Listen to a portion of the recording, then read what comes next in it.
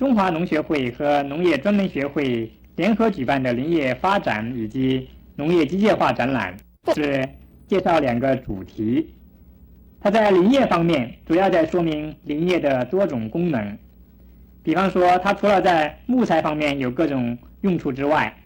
森林还可以有其他的经济价值，像是国土的保安、观光游乐的功能等等，都是森林的功用。同时这次展览也特别强调了这个重点。在农业机械化方面，主要的在介绍一些比较新一点的农耕机，同时这次展览里边也说明了农机和工业的相互关系。这次的展览一部分是利用了幻灯来介绍一些新的观念和方法，是比往年比较进步的一点。